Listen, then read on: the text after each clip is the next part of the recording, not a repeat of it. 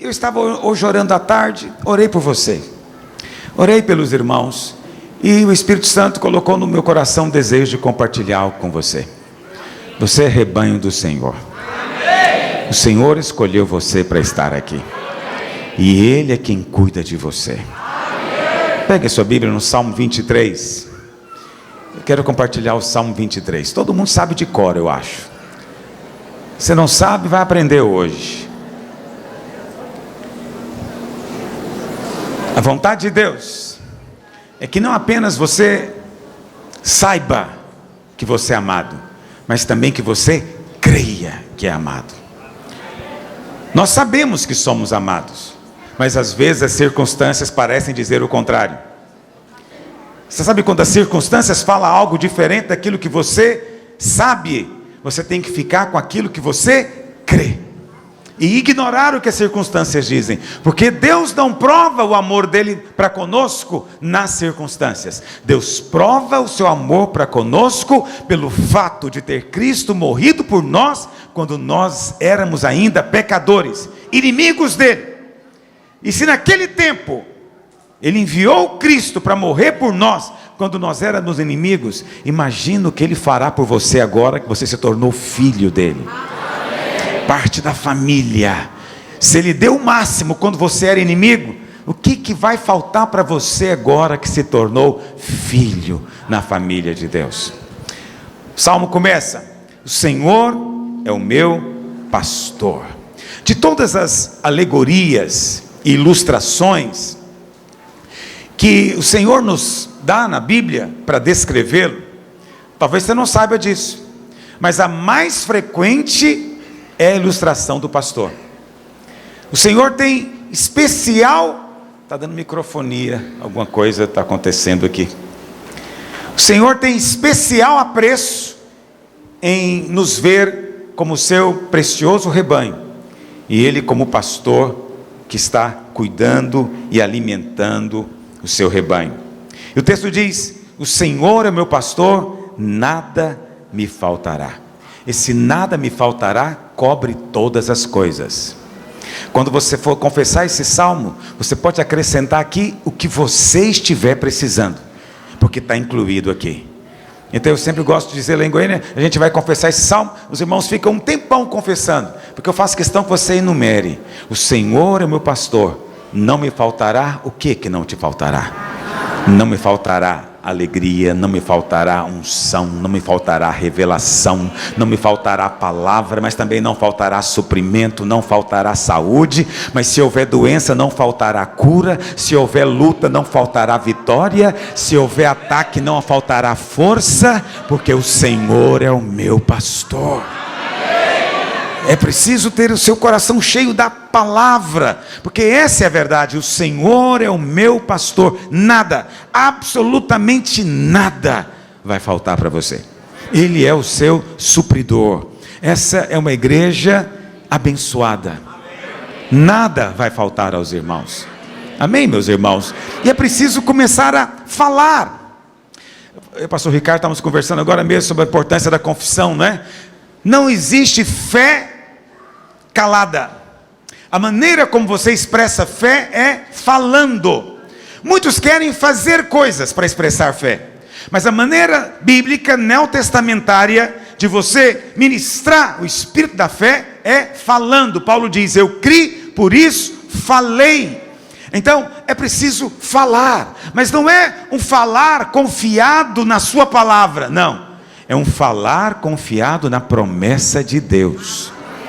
Porque em todas as suas promessas, Paulo diz, Deus tem o sim. Deus não é Deus de sim e não. Deus não é Deus de talvez. Não. Em toda promessa de Deus, Ele tem o sim. E da nossa parte tem que ter o amém, para a glória de Deus. Então, é importante que nós confessemos. Eu tenho ensinado e tenho instruído e tenho insistido com os irmãos. Deus quer suprir os irmãos aqui em todas as coisas. O Senhor quer dar um prédio para a igreja. Os irmãos já estão há tantos anos aqui.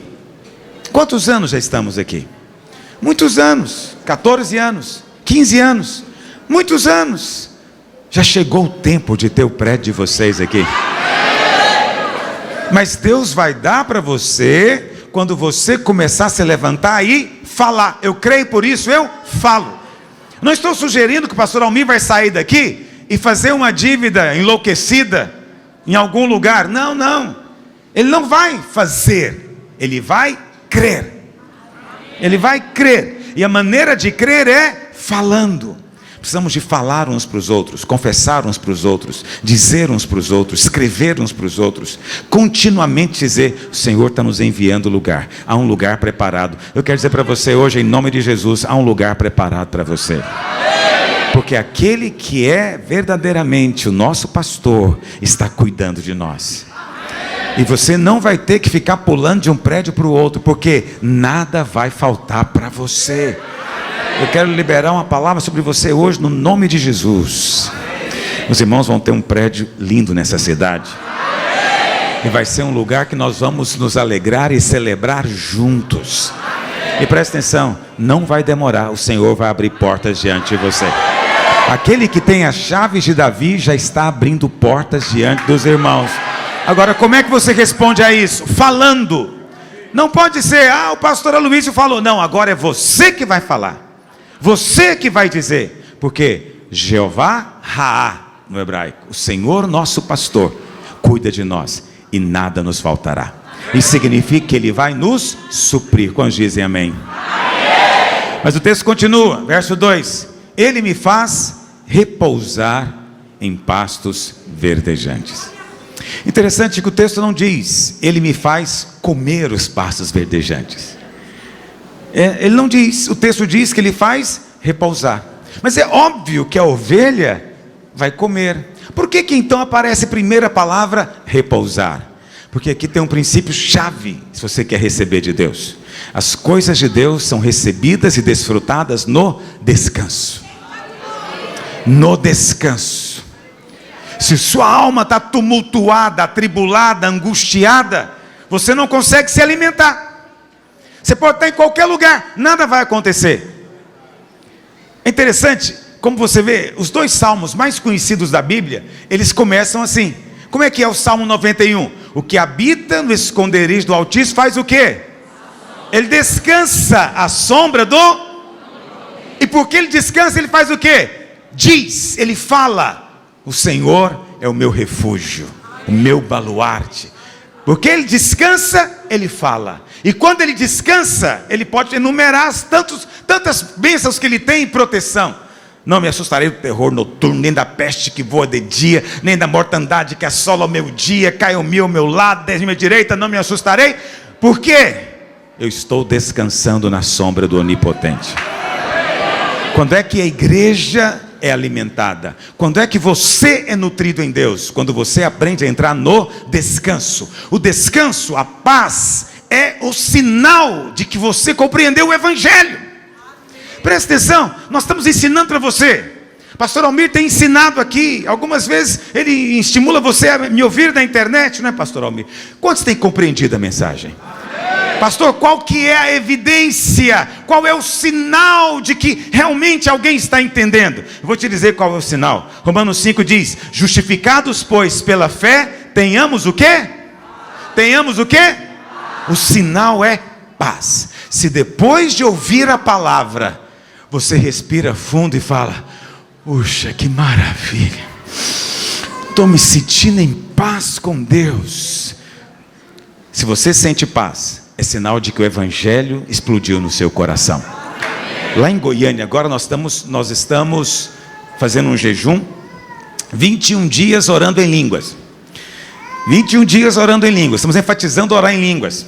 Mas um dos sinais do orar em línguas, Isaías diz, é que orar em línguas nos faz entrar no descanso. Não é maravilhoso isso? E aí, o que eu estou fazendo lá em Goiânia? Na verdade não sou eu, né? Eu só falei para fazer.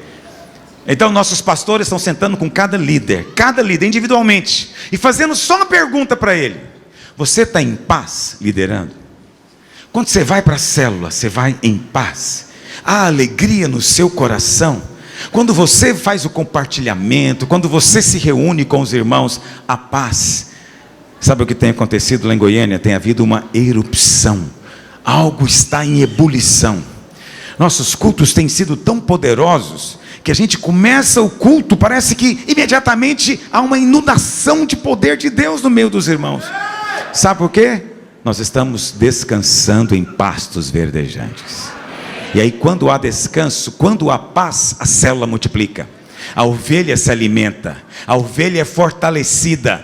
Mas se você vive atormentado, você não come o alimento espiritual. Tem crente que vive atormentado. Eu não sei, deve ter algo errado comigo, deve ter uma brecha na minha casa, será que aconteceu alguma coisa? Deve ter alguma coisa na minha casa, será que tem um objeto maligno, algum ídolo do passado? Meu Deus, uma maldição hereditária, o que será que tem comigo? Eu preciso descobrir, tem que fazer um curso, tem que ir para não sei aonde. Ele vive atormentado. Muitos pastores, o lazer deles é atormentar o povo aos domingos. O crente vai embora angustiado, muito preocupado. Ele chega tranquilo e vai embora preocupado. E tem pastor que diz que esse é o ministério dele, não deixar quieto. Mas o nosso pastor nos leva para repousar em pastos verdejantes, não para atormentar. Presta atenção. Muitos crentes vivem assim, atormentados com condenação, não é? Com a sensação de desqualificação, o tempo inteiro sentindo que está em débito. Se você não tem paz, você não se alimenta. Qual que é o sinal que você está crescendo?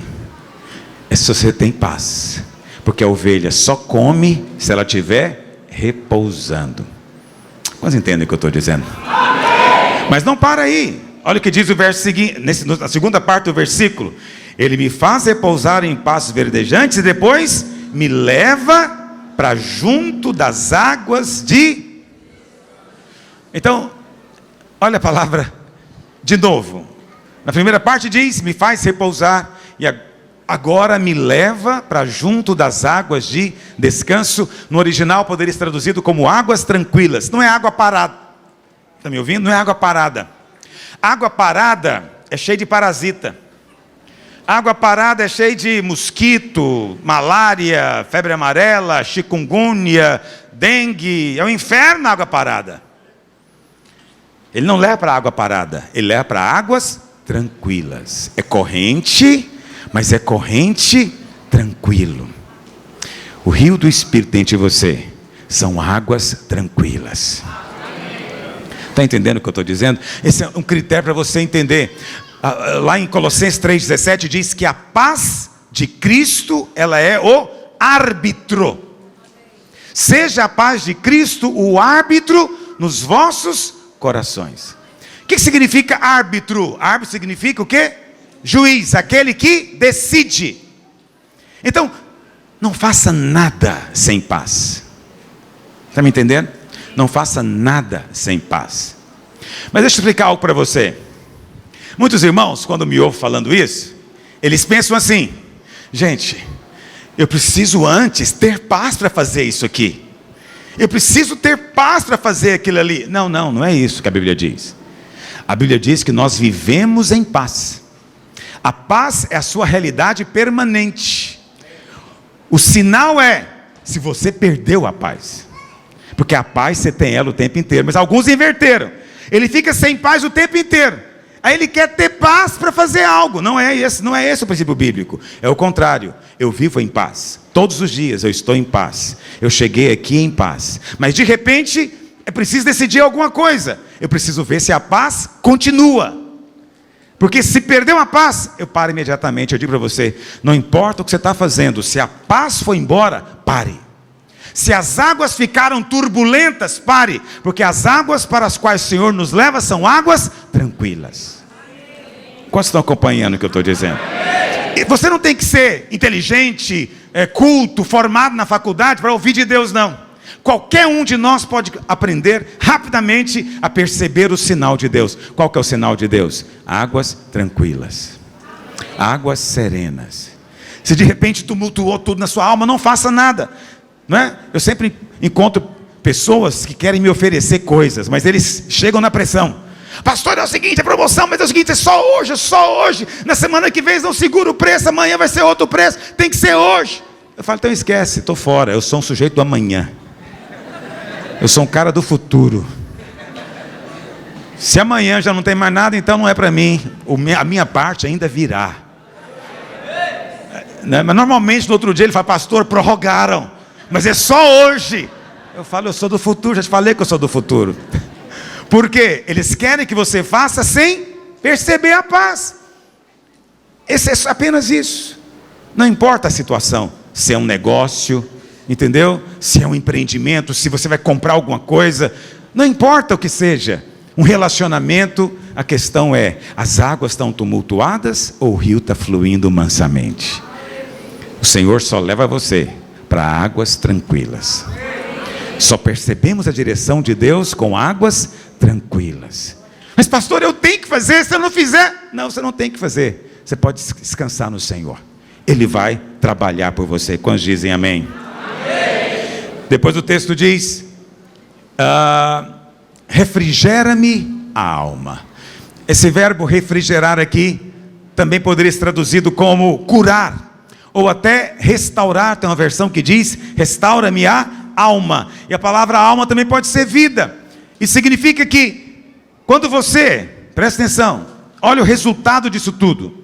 Quando você descansa, repousa em pastos verdejantes, quando você é levado para águas de descanso, o resultado disso é que você vai ser transformado. Mas eu pulei uma frase: o Senhor também nos guia pela vereda da justiça. Lembra que eu falei para você agora mesmo no começo da reunião? Justiça no Novo Testamento não é algo que você faz. Justiça é um dom que você recebe. O que significa andar na vereda da justiça? Se você ainda está com a mentalidade antiga da lei do Velho Testamento, você vai pensar que vereda da justiça é andar nos mandamentos.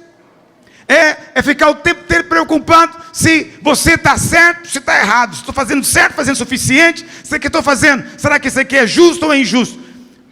Isso é andar no padrão da lei, do seu merecimento, da sua justiça própria. Andar pela vereda da justiça é andar o tempo inteiro declarando o que Cristo é, o que Cristo fez por você. Entendeu o que eu estou dizendo? Eu vou orar. Como é que eu vou orar na vereda da justiça? Senhor, eu me achei confiado na obra de Cristo. Não sou eu, Ele é que é. Eu sou justiça de Deus em Cristo. Eu vou pregar? Eu vou pregar na vereda da justiça. Senhor, estou subindo para pregar. Eu sou justiça de Deus em Cristo. Não vou confiar na minha justiça, mas na justiça dele. Andar na vereda da justiça é ser consciente o tempo inteiro de que você recebeu um dom. Está me entendendo? Assim como tem o dom de línguas, para você entender melhor. Não é a mesma coisa no sentido de ser um dom, né, do Espírito, não é, porque isso faz parte da sua salvação, mas você recebe como recebe o dom de línguas, o Espírito te dá, também o Espírito deu para você, por meio da obra do Calvário, o dom da justiça. A justiça era só de Cristo, agora a justiça de Cristo é sua também. Amém. Nós não temos noção do que significa isso, não é verdade? Você tem noção do que significa isso? Ter a justiça de Cristo significa que é como se Cristo estivesse pedindo no seu lugar. Você chega diante de Deus e Deus vê você como se você fosse Cristo. Deus pode negar algo para Cristo? Não, mas nós ainda muitas vezes chegamos diante de Deus olhando para nós, pensando que Deus está olhando para nós, mas Deus não está olhando para você, Deus está olhando para Cristo. E se Cristo é aceito, você vai ser aceito também. Porque assim como Ele é, nós somos nesse mundo. Como Ele é, nós somos nesse mundo. 1 João 4,17. Lembram disso? Como Ele é, nós somos nesse mundo. O que significa isso? Se Ele é aceito, você é aceito. Cristo é amado? Então você é amado. Cristo é justo? Então você é justo. Porque aquilo que Ele é, nós somos nesse. Mas você não vê. É por fé. No tempo da graça, tudo é recebido por fé. Está entendendo o que eu estou dizendo? Mas é importante você primeiro crer corretamente, entender o ensino bíblico corretamente, e então andar em cima dele. Simplesmente caminhar em cima da verdade, e aprender a orar e a falar esta verdade. Acredite em mim, com o tempo seus olhos vão se abrir mais. E você vai entender ainda mais a profundidade da nova aliança. Amém, meu querido? Você está vestido dele. Vamos continuar. Refrigera minha alma guia-me pelas veredas da justiça, por amor do seu nome. Verso 4. Ainda que eu ande, presta atenção, esse aqui é um versículo, você sabe, isso me veio ao coração ministrando aos pastores. Eu estava ministrando aos pastores quando o Senhor me mostrou esse detalhe. Volta nos versículos anteriores, versículo 2 e 3, olha o que diz. O texto diz: Ele me faz repousar.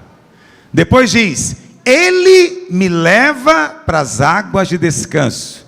Depois diz: Ele me guia pelas veredas da justiça. Mas aí no verso 4 diz o quê? Ainda que eu, é Ele que me leva? Já mudou. Os outros Ele levou. Mas agora está dizendo: ainda que eu ande. Ainda que eu ande pelo vale da sombra da morte. Presta atenção. O Senhor leva para pasto verdejante, o Senhor leva para águas tranquilas, e o Senhor leva por veredas de justiça. Mas o Senhor não leva para o vale da sombra da morte. Quem é que vai para lá? Nós mesmos. Está entendendo o que eu estou dizendo? Não foi Deus que levou, não foi o pastor que levou. A ovelha foi sozinha. Foi sozinha. Mas há uma expressão clara aqui. A expressão ainda que. Ainda que significa que não é algo que tem que acontecer. É na hipótese. Se porventura, ainda que. Você não está destinado a passar por vale de sombra, está me ouvindo? Amém. Nenhum de nós tem que ficar esperando vale de sombra. Quem é que mora na sombra? Crianças têm medo de escuro, não é? Então, não estou falando aqui de fantasia de criança, estou falando de gente prudente. Se você passa por uma rua escura, uma rua cheia de sombra, quem que se esconde na sombra? Bandido, marginal. Quem que é o maior dos bandidos? O diabo. Quem é que está escondido no vale da sombra da morte? É o diabo. Mas o que o salmista diz? Ainda que eu ande pelo vale da sombra da morte, não foi Ele que me levou, não foi Ele que me dirigiu, eu é que decidi ir por conta própria, mas ainda assim, não temerei mal nenhum, porque Tu estás comigo. Outro ponto importante, até aqui, ele está usando a terceira pessoa, reparou isso?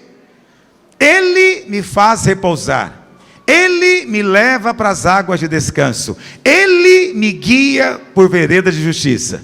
Mas agora ele muda, olha o que ele diz: ainda que eu ande pelo vale da sombra da morte, não temerei mal nenhum, porque Ele está comigo. É assim que está escrito? Porque Tu está comigo. O que aconteceu? Ele parou de falar de Deus e começou a falar com Deus.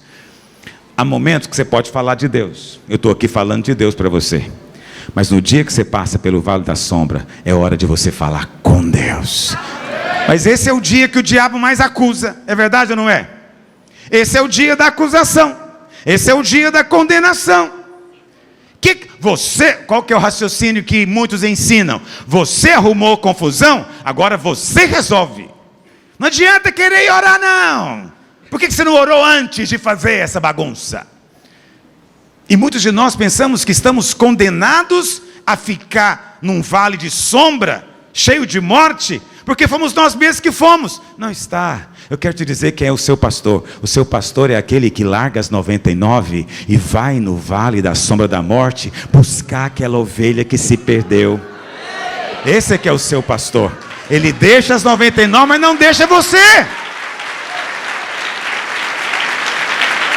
Olha, muitas vezes isso tem acontecido com muitos de nós.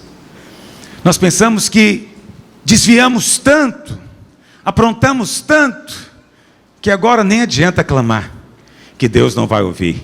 Mas eu quero dizer para você que está me ouvindo agora, no nome de Jesus, você pode erguer os olhos para o pastor. Ele vai ter prazer de tirar você daí. Essa, para você que é ovelha, não faça essa pergunta, ok? Você deixou de perceber o descanso? Você deixou de perceber Ele guiando você por vereda de justiça, e você resolveu andar por conta própria, segundo o seu próprio entendimento, e foi parar no buraco escuro. Mas eu quero dizer para você, não está perdido. Clama por Ele. Ele vai largar as outras no aprisco e vai atrás de você. Mas Ele não vai desistir de você. Amém? Os irmãos sabem, eu agora virei empresário, eu tenho uma gráfica. Eu tenho uma gráfica, graças a Deus, aleluia. E aconteceu que a minha gráfica, eu não sei se todo mundo entende o que eu vou dizer, ela é optante pelo sistema do simples, não é? Que é uma maneira simplificada de impostos para empresas pequenas ainda. Então a minha empresa era pequena, eu era desse sistema, e eu fiz muitos livros, porque o contador disse que eu podia. Mas aí, quando foi no ano passado, em dezembro, chegou uma notificação da Receita Federal, dizendo que gráficas que eram do simples não podiam fazer livro com isenção de imposto. E você sabe, livro tem isenção. E aí, chegou uma cobrança para mim de um imposto enorme. Oh Deus, esse é o vale da sombra da morte. Estou te contando como é que ele é. Aí, muito interessante isso, porque eu sentei lá com meus funcionários para discutir o problema, né, como resolver o problema. E aí, meu administrador, meu gerente, porque na verdade eu só trabalho lá na segunda-feira, né, porque é meu dia de folga, eu só vou lá um dia por semana quando eu estou em Goiânia. Tem um outro que cuida. E ele falou: pastor, como é que você vê a situação? Eu falei: irmão, vou te contar como é que eu vejo. É Romanos 8. Deus faz com que todas as coisas cooperem para o bem daqueles que o amam. Eu estou querendo saber como é que isso vai cooperar para o meu bem. E eles ficaram me olhando assim, pensando em imposto, cooperar para o bem. Eu não sei. Eu falei: também não sei, mas Deus é Deus. Mas aí, um outro irmão, na minha gráfica todo mundo é crente, né?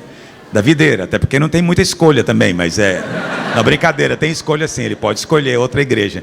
Mas olha para cá, mas todos são da videira.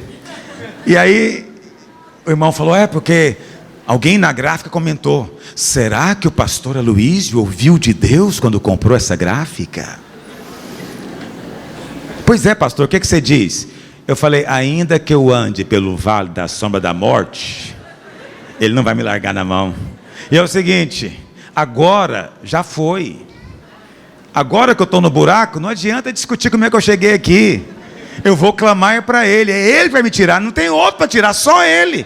Mas como é que você tem certeza que Ele vai tirar? Porque Ele é fiel, porque Ele é gracioso, e porque eu sou ovelha do seu rebanho, e porque eu sou seu filho, e estou clamando por Ele.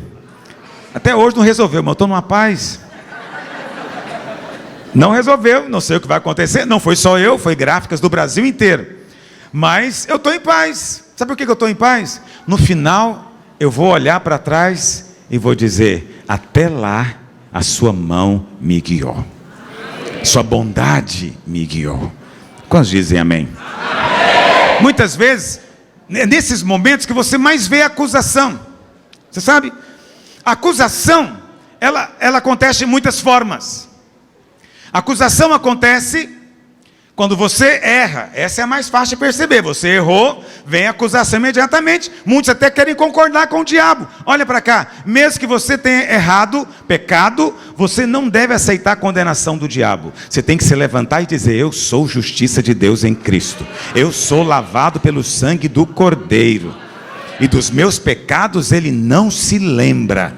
Isso é que enlouquece o diabo. Mas Ele não acusa só quando você erra, Ele acusa também quando você não erra.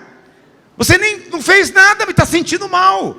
Não tem nada que aconteceu, mas tem uma coisa que está angustiando você por dentro. O que é isso? O nome disso é acusação do diabo. Você tem que levantar e dizer: eu sou lavado pelo sangue do Cordeiro. Sobre mim não há mais nenhuma condenação. Quantos estão compreendendo o que eu estou dizendo?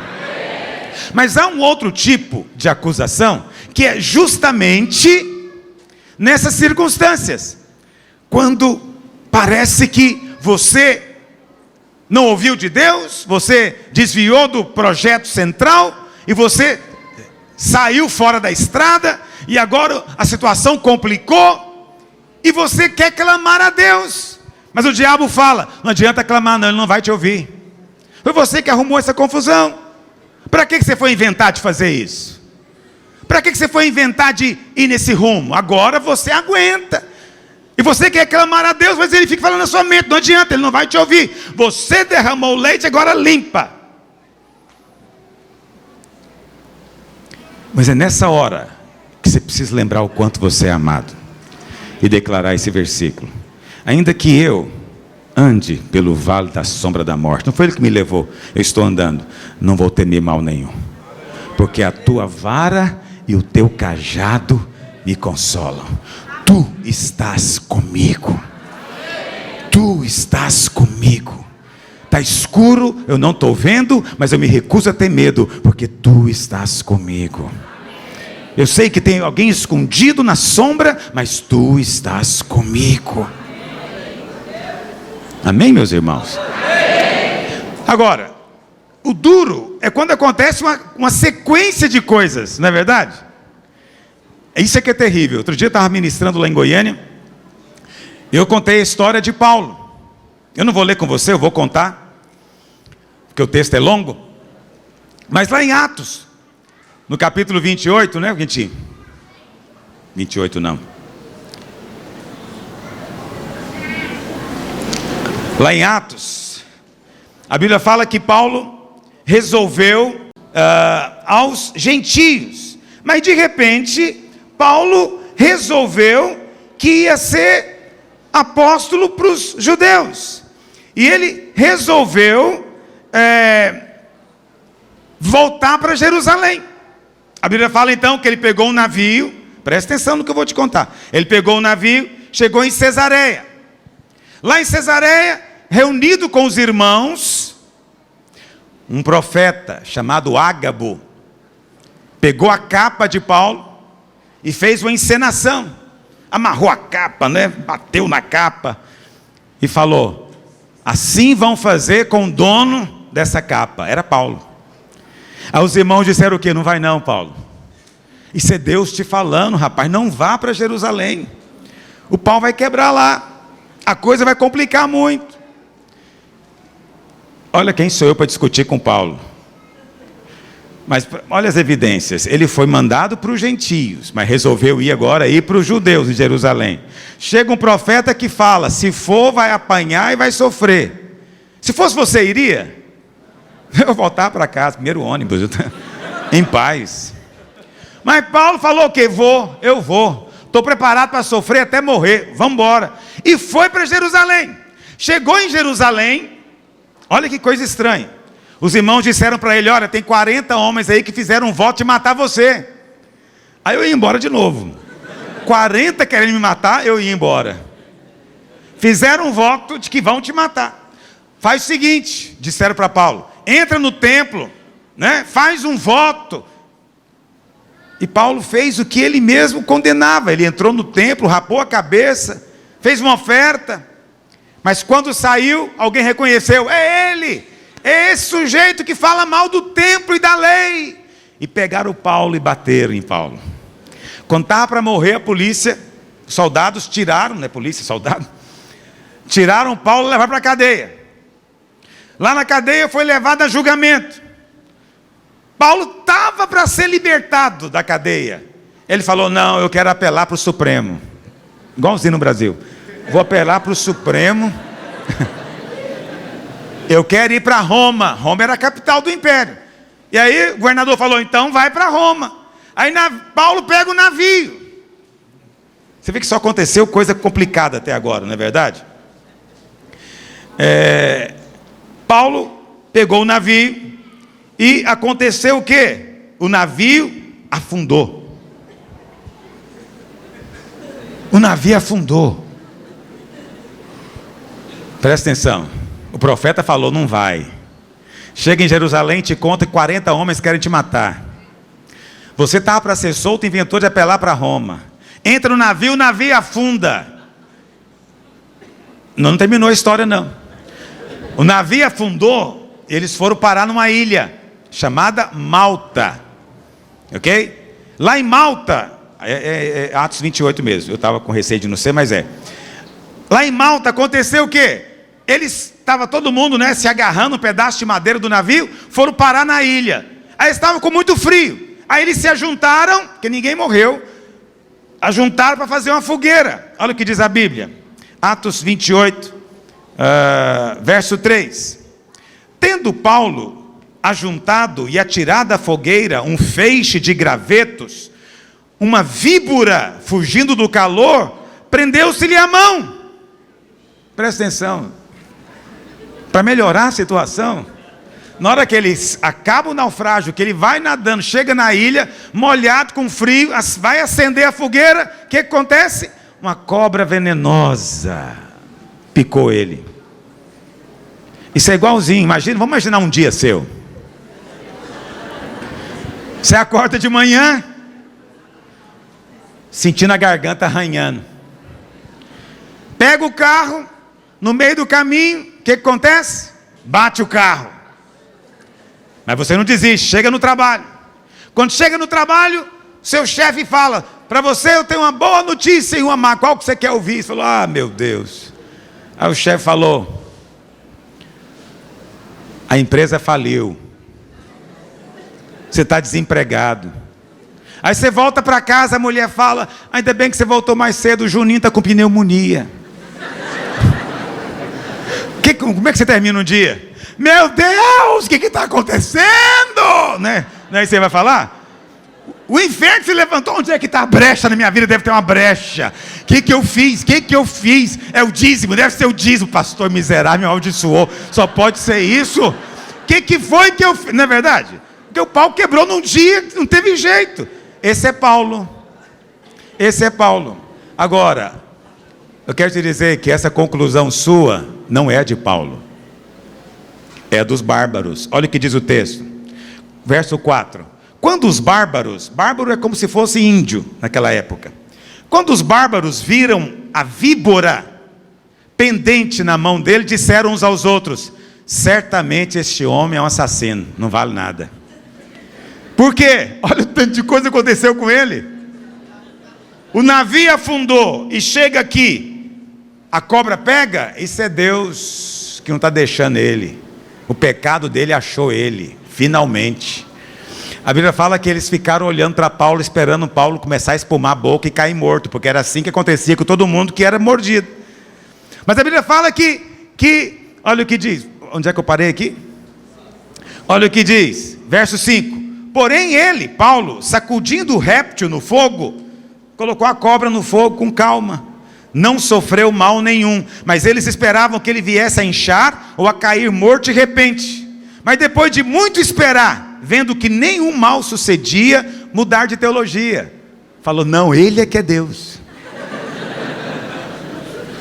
Você vê, quando a teologia é torta, a vida é um inferno. Quando você crê errado, você sofre. Presta atenção, Paulo não perdeu a paz nem um instante. Sabe por quê?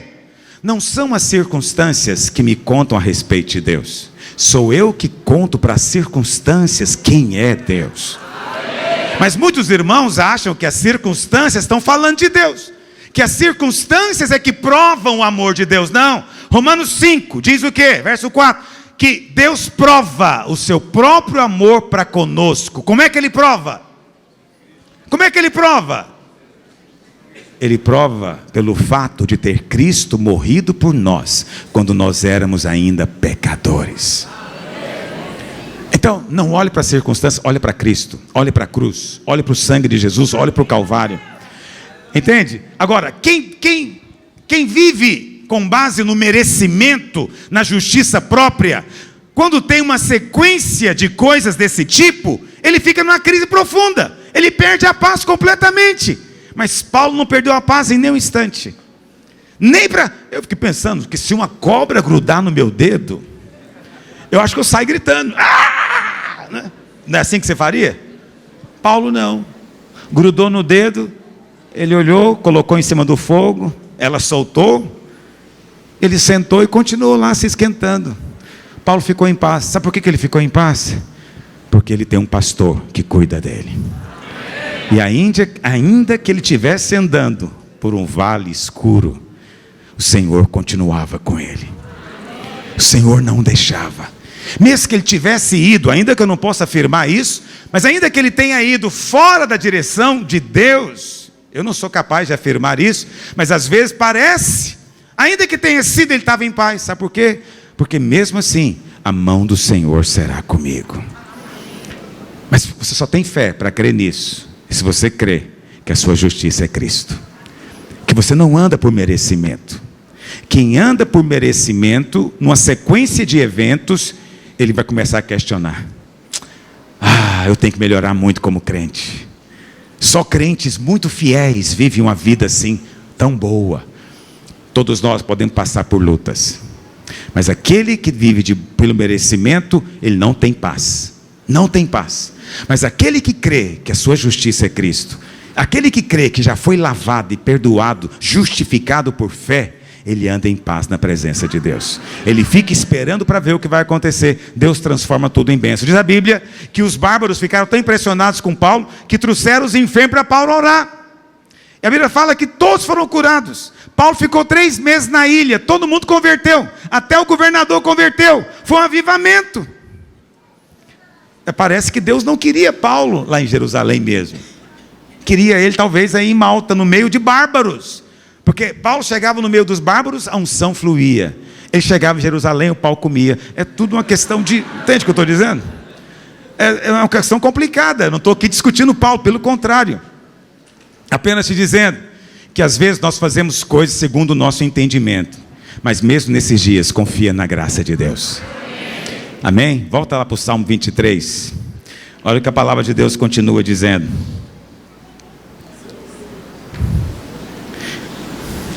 Preparas-me uma mesa na presença dos meus adversários. Olha o que o pastor faz para você. O pastor, ele vai te conduzindo por passos verdejantes. Sabe o que acontece lá em Israel? Se você for algum dia a Israel comigo, quero convidar para você ir. Os pastores, até hoje tem pastores de ovelhas em Israel. E é interessante porque Israel não é um lugar plano, é cheio de morros, né? Colinas, pequenos montes. E a maior parte deles tem, uma grande parte do ano, tem relva verde, onde os pastores levam as suas ovelhas. E eles são todos cheios de trieiros, né? Como é que se diz aqui no Nordeste? Né? Diz também? Cheio de trieiro, né? Aquele caminho.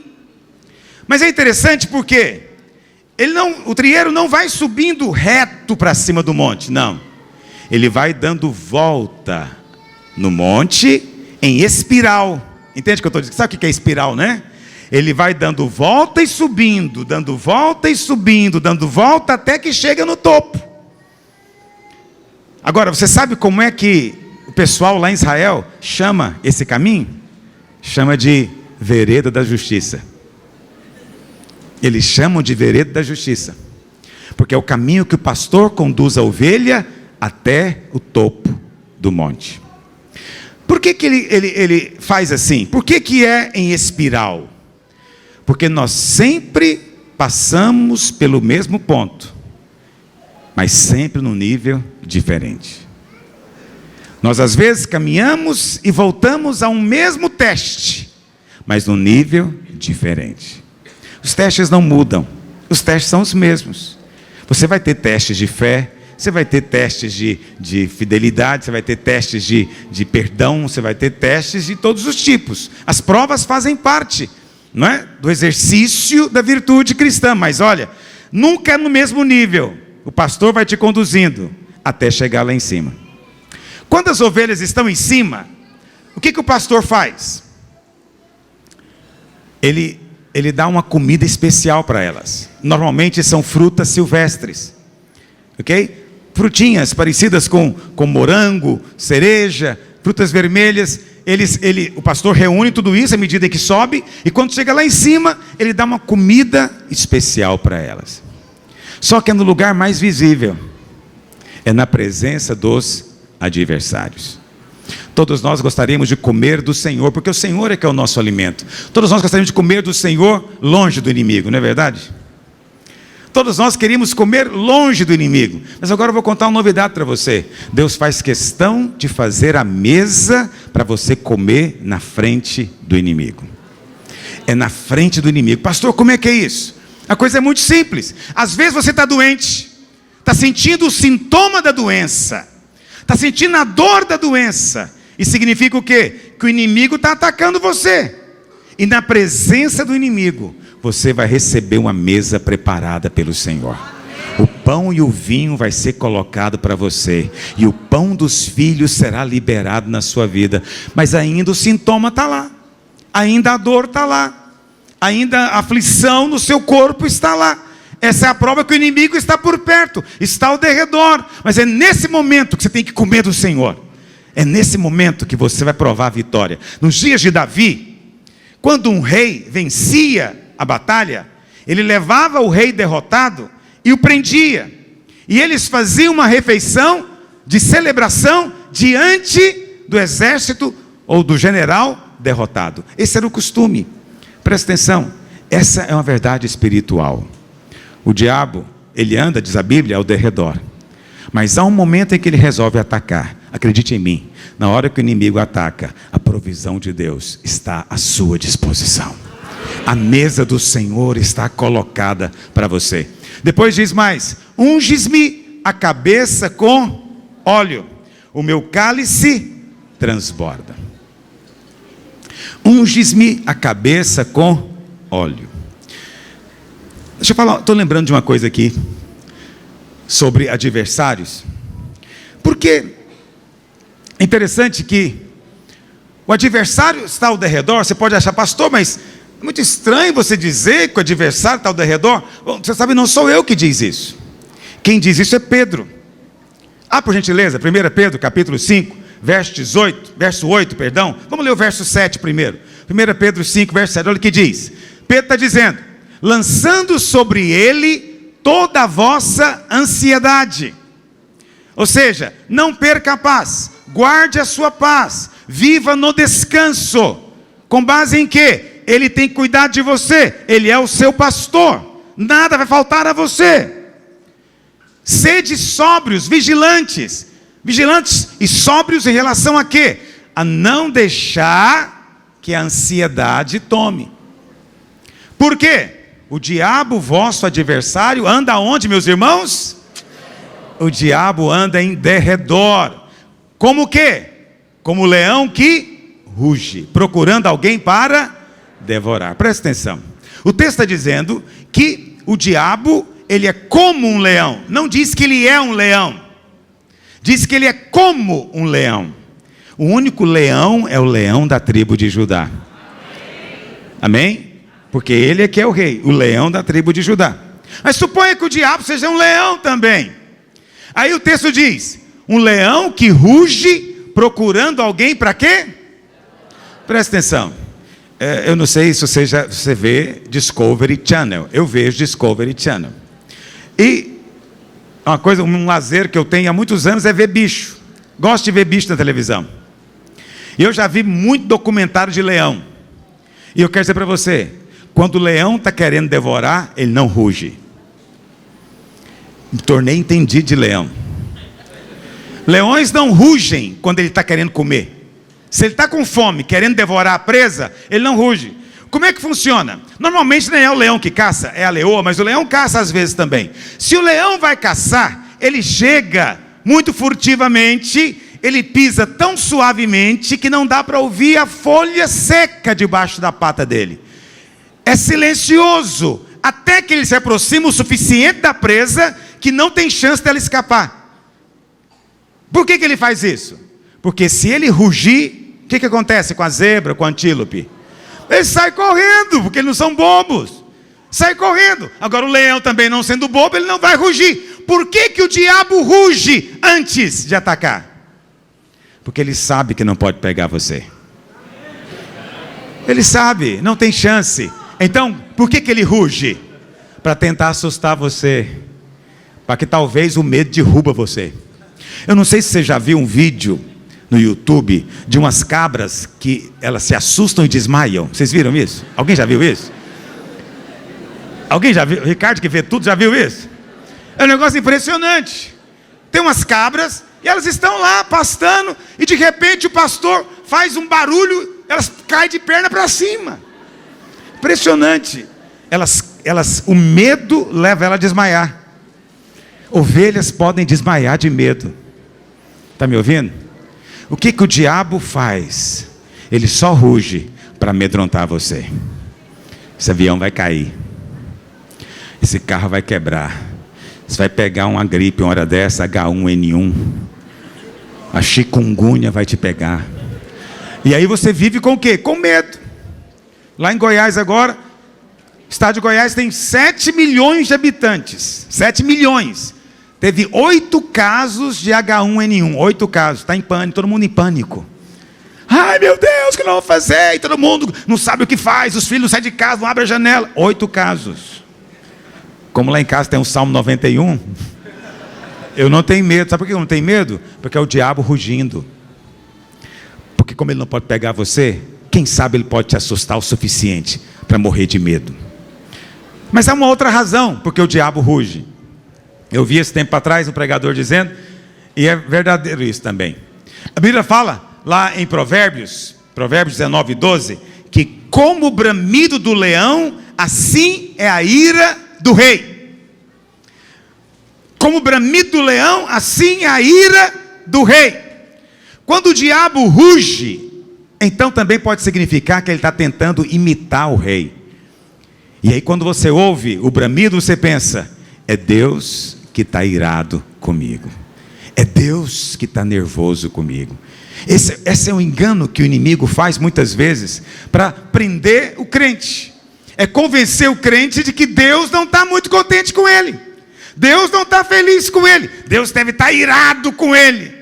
E ele então fica com medo. Meu Deus, como é que eu posso aplacar a ira de Deus? Será que eu oro mais, eu canto mais, eu obedeço mais? O que eu faço mais? Eu não sei o que eu faço. Meu Deus do céu, tem misericórdia, prometo você fiel. Ele faz muita promessa. Na hora do louvor ele canta com intensidade, ele chora, porque ele pensa que Deus está com raiva dele.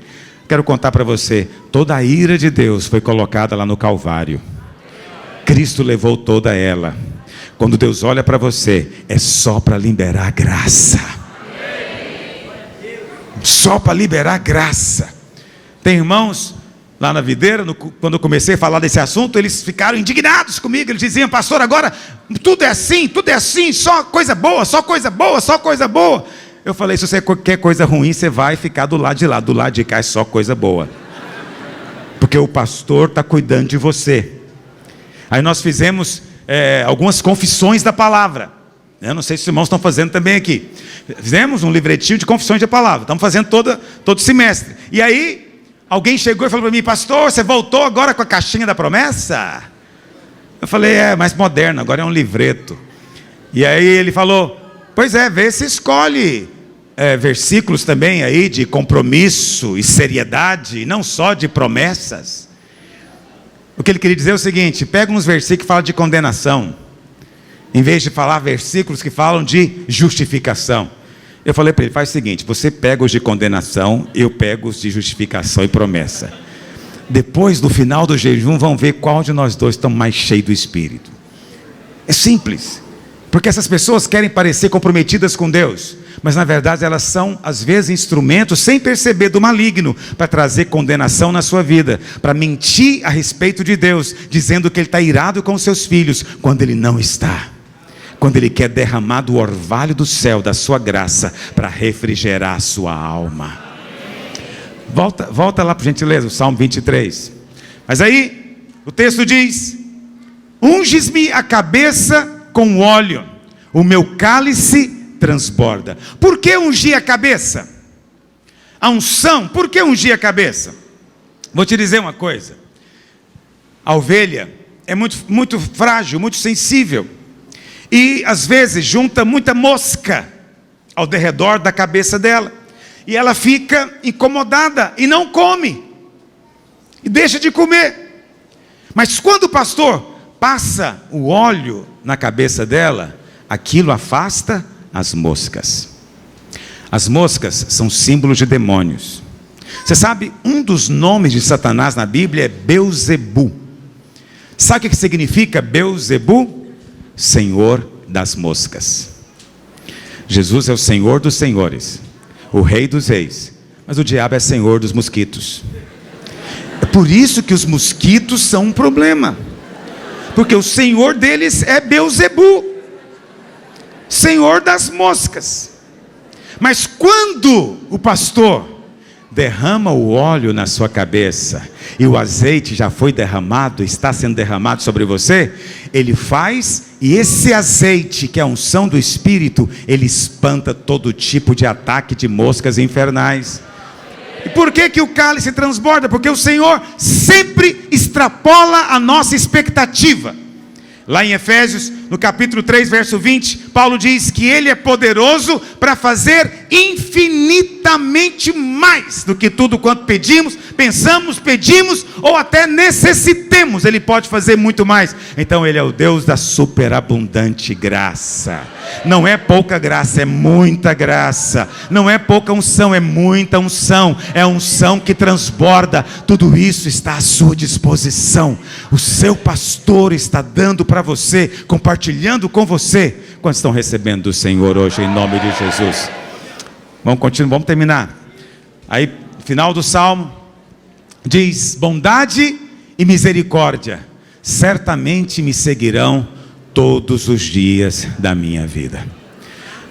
Bondade e misericórdia. A palavra misericórdia aqui no original é hesed, que no Novo Testamento, que os crentes lá em Israel usam.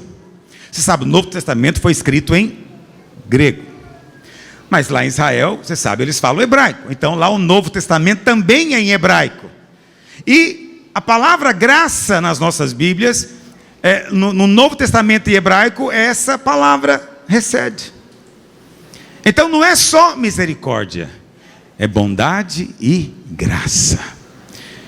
É bondade, é benevolência, é misericórdia e graça de Deus. Vão seguir, presta atenção, não é você que vai atrás, não é você que está correndo atrás da graça, não é você que está correndo atrás do Senhor, não. Aqui está dizendo que a graça é que está perseguindo você, a bondade de Deus é que está atrás de você, mas é preciso crer nisso. Quem crê nisso tem expectativa de dias bons, quem crê nisso tem expectativa de coisas boas, de que algo bom está por acontecer, porque ele se sente amado. Quem se sente amado espera coisas boas. Quem se sente amado por Deus, preste atenção, as coisas boas perseguem ele também. Bênçãos vêm na vida dele, ele não está nem esperando e a bênção está chegando. Ele não está nem pensando no assunto, e olha a bênção do Senhor fluindo na vida dele. Bondade e misericórdia vão seguir você, mas não é seguir, vai correr atrás de você. Está me ouvindo? A graça de Deus, a bênção de Deus está correndo atrás de você, para te alcançar. Amém, meus irmãos? Eu às vezes fico até pensando, se eu conto alguns testemunhos que acontecem comigo, porque eu fico, eu vejo isso acontecendo comigo o tempo inteiro. Eu não estou nem pensando em ser abençoado, e olha eu sendo abençoado. Eu não estou nem pedindo bênção, não estou nem lembrando de nada, mas olha a notícia chegando, olha a coisa acontecendo, olha as portas se abrindo. É algo impressionante como isso acontece. Preste atenção, mas não é porque eu sou especial. Aliás, eu sou especial, mas você é especial também. Nós somos igualmente especiais. Qual que é a diferença? É que muitos ainda não têm certeza do quanto são amados. Muitos não têm ainda clareza do quanto são preciosos para o nosso pastor, de como o Senhor tem prazer em você.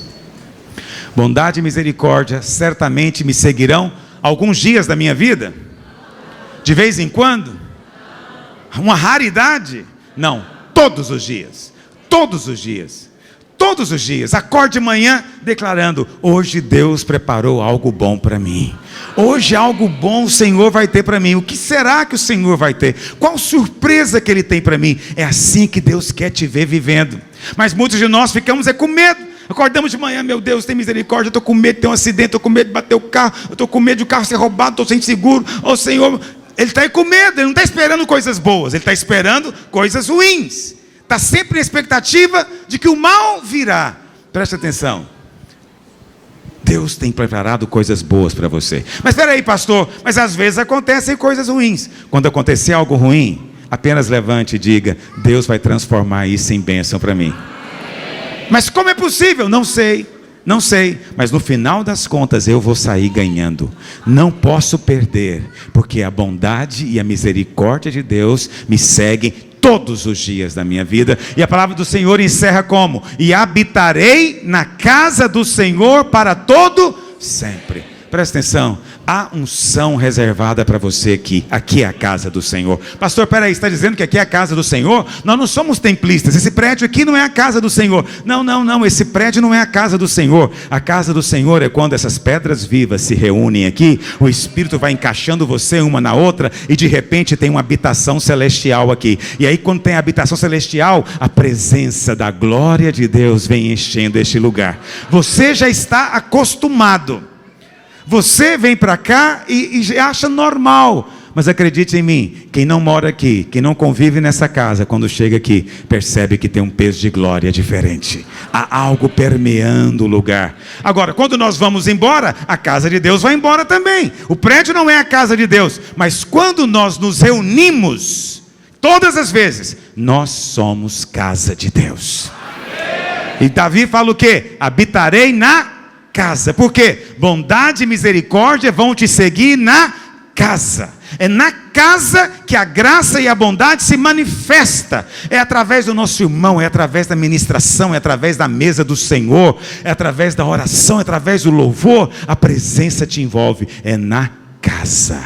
Davi era alguém que tinha especial amor pela casa de Deus. Vamos encerrar lendo Salmo 27. Pegue aí Salmo 27, vamos ler. A partir do verso 4, não, vamos ler do verso 1. O Senhor é a minha luz e a minha salvação, de quem terei medo? O Senhor é a fortaleza da minha vida, a quem temerei?